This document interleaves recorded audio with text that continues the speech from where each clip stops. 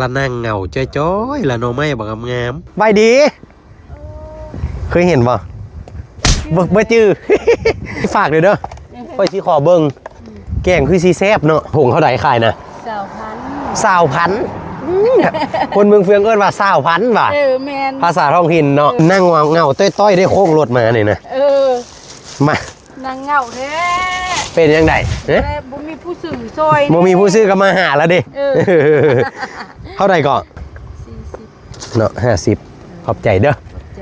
ที่วันเกิดลูกเลยนี่ช่วยเรียกลูกได้บ่ลูกเมาหมดเลยเอาวะช่วยได้แน่นะสัญญาก่อนเอาสัญญาก่อนที่เมาหมดเลยเมาหมดเป่านั่นเด้เป่านึงก็เอามาเบิ่งดูมีอีกจักเป่ายังเป่า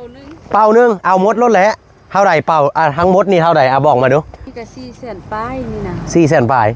คำใดคำนั้นแม่ช่วยเรียกเฮาปุ๊บค่อยสิให้เจ้า10 ล้าน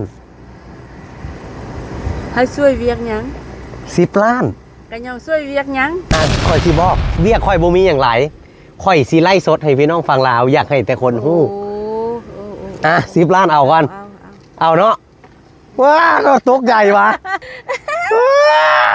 ตื่นเต้นดิตั้งใจมาจัดวันเกิดให้พี่น้องฟังลาวอยากกินแกงนอ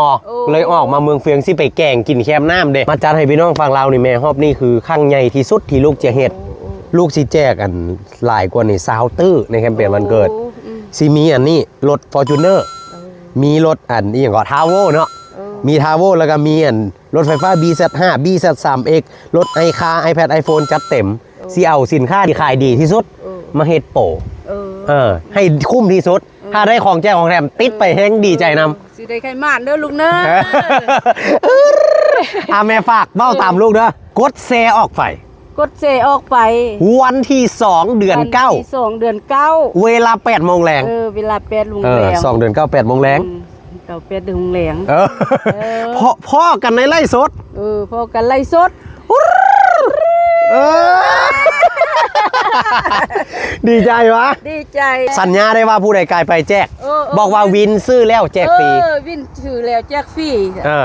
ลองเบ้าเบิ่งดูสมมติข่อยสิมาซื้อปุ๊บซื้อนอได้ว่าจังได๋วินซื้อแล้วแจกฟรี